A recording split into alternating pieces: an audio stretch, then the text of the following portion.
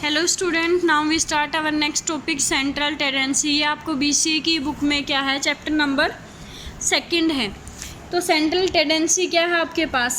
Central tendency क्या है आपके पास? कोई भी सिंगल वैल्यू होगी किसकी, किसी भी variable, a single value of the variable representing the entire data. जो क्या है आपके पास कंप्लीट डाटा को रिप्रेजेंट कर रहा है, उसकी single value he which describes characteristic of the data is called an average of the data। और जो since the average tends to lie centrally with the values of the variable arranged according to magnitude, it is also called the measures of central tendency।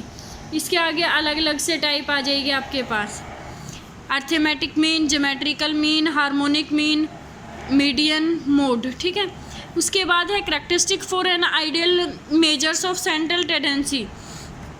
जो central tendency है उसको major करने के लिए ideal characteristic क्या क्या होंगी? It should B rigidly defined. कैसी होगी आपके पास? रिजिडली डिफाइंड होंगी। It must have one and only one interpretation.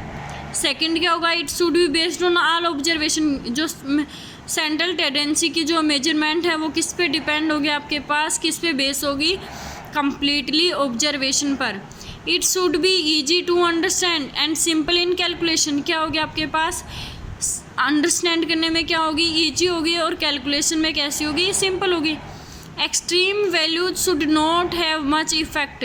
जो एक्सट्रीम वैल्यू है उसके ऊपर क्या होगा आपके पास? ज़्यादा इफेक्ट नहीं होगा। It should B list affected by sample fluctuations. अब जो फर्स्ट है आपके पास वो क्या है? Arithmetic mean. तो जो अर्थमेटिक मीन है वो क्या है आपके पास? सेंट्रल टेंडेंसी का एक मोस्ट इम्पोर्टेंट पार्ट है and widely used on measure of central tendency. और किसके लिए यूज किया जाता है? सेंट्रल टेंडेंसी की मेजरमेंट के लिए वाइडली यूज किया जाता है। The arithmetic mean is the number which is obtain by adding the value of all the. अब जो अर्थमेटिक मीन है वो कैसे निकालेंगे? जो सभी वैल्यू को ऐड करके डिवाइड बाय में क्या कर देंगे? उसका total by the number of items. तो arithmetic mean is the number, कैसा नंबर है? विच इज ऑब्टेन कैसे आता है? By adding the values of all the variable. सभी वेरिएबल को ऐड करने के बाद किसी भी सीरीज का, and dividing the total by the number of items. तो अब क्या है ना, फर्स्ट में जो कि अर्थमेटिक मीन हम के लिए क्या क्या फॉर्मूले होंगे? फर्स्ट है जो आपका डाटा है वो अगर कैसा है, अनग्रुप्ड डाटा है या फिर कैसा है, इंडिविजुअल सीरीज है, तो जो अर्थमेटिक मीन है, अगर आपके पास n क्वांटिटीज गिवन है x1 x2 xn is defined by x बार। किससे डिनोट करेंगे हम? x बार से। एंड इज गिवन दैट, तो फॉर्मूला क्या आ जाएगा आपके पास कि जो x बार है वो किसके इक्वल होगा? x1 plus x2 plus xn divide by n, यानी कि summation xi divided by n। तो जब आपके पास क्या है, अनग्रुप्ड डाटा है या इंडिविजुअल सीरीज है, उस टाइम जो अर्थमेटिक मीन है वो किसका इक्वल आएगा? सभी वेरिएबल का सम डिवाइड बाय में टोटल नंबर ऑफ वेरिएबल, या सिंपली क्या लिख सकते हैं? समेशन xi डिवाइड बाय में n। अब ये तो कैसा था? Ungrouped data. अगर आपके पास ग्रुप्ड डाटा है तब आप कैसे निकालोगे मीन? या फिर क्या बोल सकते हैं हम इसको? Discrete series. तो जब आपका डाटा ग्रुप्ड डाटा है, यानी कि वेरिएबल की वैल्यू भी गिवन है और उनकी फ्रीक्वेंसी भी गिवन है, x1 x2 xn, तो क्या है आपके पास?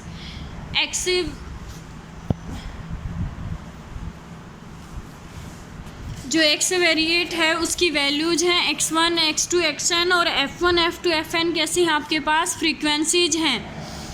तो क्या आ जाएगा आपके पास? जो अर्थमेटिक मीन है वो किसके इक्वल होगा? f1 into x1 plus f2 into x2 plus fn into xn divide by में क्या आ जाएगा? f1 plus f2 plus fn, यानी कि क्या आ जाएगा? Summation i varies from 1 to n fi xi divide by में क्या आ जाएगा? Summation i varies from 1 to n f of i। तो जो x बार है वो क्या आ गया आपके पास? Summation i varies from 1 to n fi xi divided by n। फिर जो n है वो किसके इक्वल है? समेशन FI के इक्वल है।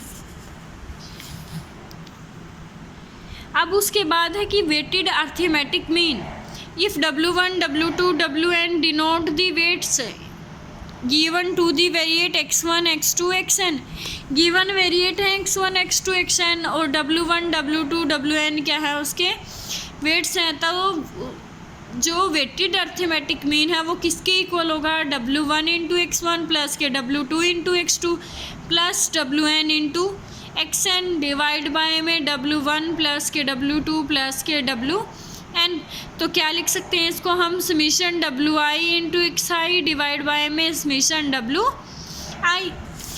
अब देखो example number first, find the arithmetic mean of the marks obtain bye 9 students given below. क्या निकाला हमें, अर्थमेटिक मीन। तो ये कैसा हो गया आपके पास, अनग्रुप्ड डाटा हो गया। तो जो अर्थमेटिक मीन है वो कैसे निकालेंगे, x बार डिवाइड बाय में वेरिएबल का सम डिवाइड बाय में टोटल नंबर ऑफ वेरिएबल। तो 52 प्लस के 40 प्लस के 70 प्लस के 43 प्लस के 75 प्लस 40 प्लस 48 35, सबका सम करेंगे क्या आ जाएगा 468 डिवाइड बाय 9। तो किसके इक्वल आ जाएगा 52 के। ठीक है, नेक्स्ट क्या है कि find the arithmetic mean of the following data. ये क्लास के रोल नंबर है और ये क्या है मार्क्स। तो हमें क्या निकालना है, अर्थमेटिक मीन निकालना है। तो अब अर्थमेटिक मीन कैसे निकालेंगे हम, कि let the variable marks in maths B denoted by x।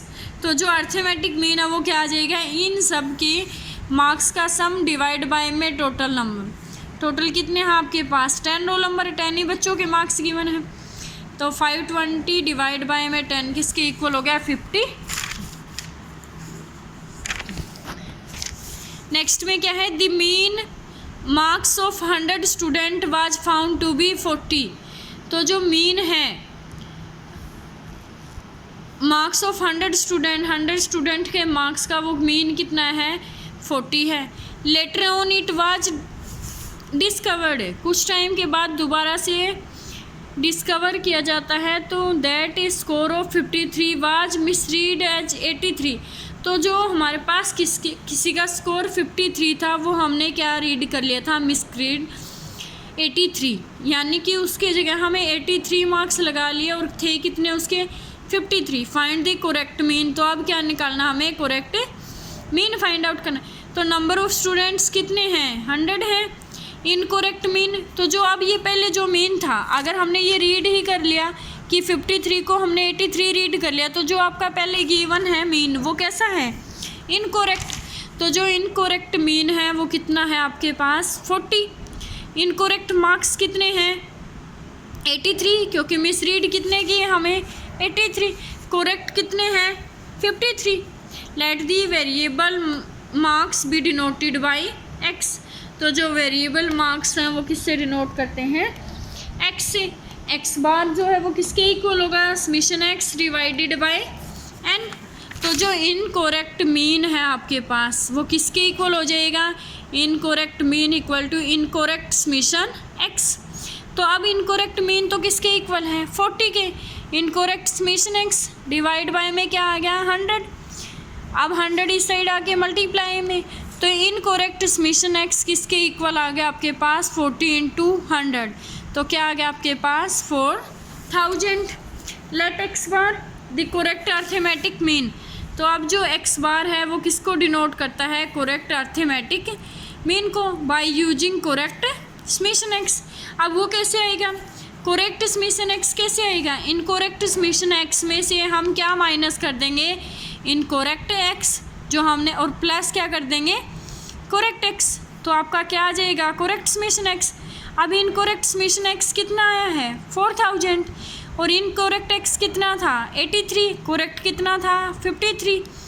तो क्या आ जाएगा आपके पास 3970 समीशन x की वैल्यू होगी। अब x बार किसके इक्वल आ जाएगा, डिवाइडेड बाय n। तो डिवाइडेड बाय n कितना हो जाएगा 100। तो क्या आ गया आपके पास 39.7। फोर्थ क्या है आपके पास, calculate the arithmetic mean for the following data. Number of students marks obtain. ये तो क्या है कि 36 मार्क्स जो है वो कितने स्टूडेंट को आए हैं, 4 स्टूडेंट को। 42 मार्क्स कितने स्टूडेंट के आए हैं, 5 स्टूडेंट्स के।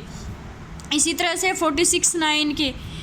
तो क्या कैलकुलेट करना हमें, अर्थमेटिक मीन्स। यहाँ लिख लेंगे हम मार्क्स, यहाँ इनकी क्या होगी ये फ्रीक्वेंसी कि 36 जो मार्क्स हैं वो कितने स्टूडेंट के आए हैं, 4। तो इसको किससे डिनोट कर लेंगे हम, F से। ये क्या हो जाएगा आपके पास XI। तो ये कैसा डाटा हो गया आपके पास, ग्रुप डी डाटा। और ग्रुप डी डाटा में आपके पास फॉर्मूला क्या होता था, समीशन f(x) डिवाइड बाय में क्या होता था, n। अब समीशन इनकी मल्टीप्लाई कर देंगे और सबका क्या कर देंगे, सम कर देंगे। ठीक है। Calculate the arithmetic mean for the following data. Marks क्या है, 0 से लेकर 10 तक कितने स्टूडेंट्स के हैं, 4 के। 10 से लेकर 20 तक कितने हैं, 7 स्टूडेंट्स के। 20 to 30 कितने स्टूडेंट के हैं, 15। 30 to 40 कितने स्टूडेंट के हैं, 8। 40 to 50 कितने स्टूडेंट के हैं, 3। 50 to 60 कितने स्टूडेंट के हैं, 3। तो अब हम अर्थमेटिक मीन कैसे निकालेंगे, तो सबसे पहले तो क्या निकालेंगे हम, इन सब का मिड पॉइंट, जो किससे डिनोट करेंगे हम, XI से। तो 0 से 10 का मिड पॉइंट क्या आ जाएगा, 5। 10 से 20 मिड पॉइंट निकालने के लिए दोनों को ऐड करो और 2 से डिवाइड कर दो। जैसे 10 + 20 30 डिवाइड बाय 2 15। इसी तरह से 20 और 30 के बीच का क्या हो जाएगा, 25 35 45। तो ये किसकी वैल्यू होगी, XI की। फ्रीक्वेंसी आपके पास गिवन है। फिर क्या निकाल लेंगे, XI इंटू FI, सबका सम कर देंगे। तो क्या आ जाएगा आपके पास 1080 डिवाइड बाय में क्या आ जाएगा, n किससे डिनोट करते हैं हम, समीशन FI से। समीशन FI जो है वो किसके इक्वल है, 40 के इक्वल है। तो क्या आ जाएगा 27। नेक्स्ट क्या है, find the arithmetic mean of first n natural numbers whose frequency are equal to corresponding number. जो क्या निकालना हमें, फर्स्ट n नेचुरल नंबर का अर्थमेटिक मीन निकाला है, जिनकी फ्रीक्वेंसी क्या है आपके पास कि उन्हीं के कोरस्पॉन्डिंग। जैसे 1 की क्या है, 1 ही है फ्रीक्वेंसी। 2 की क्या है, 2 है। 3 की क्या है, 3। इसी तरह से n की क्या है, n। तो जो अर्थमेटिक मीन है वो किसके इक्वल हो जाएगा, summation FI into XI divide by में क्या आ जाएगा, समीशन FI।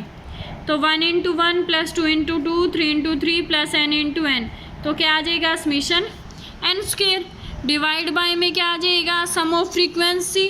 तो 1 + 2 + 3 + अप टू n। अब ये समीशन n² +1 में आपके पास फॉर्मूला होता था कि समीशन n² APGP में जो होता था फॉर्मूला, समीशन n² किसके इक्वल होगा, n into n + 1 2n + 1 divide by 6। Summation n जो है वो किसके इक्वल होगा, n into n + 1 divide by 2। ठीक है। डिवाइड बाय में है, मल्टीप्लाई में आएगा तो इसका रेसिप्रोकल हो जाएगा। कैंसिल आउट हो गए, क्या बच जाएगा आपके पास 2n + 1 डिवाइड बाय में 3। ठीक है।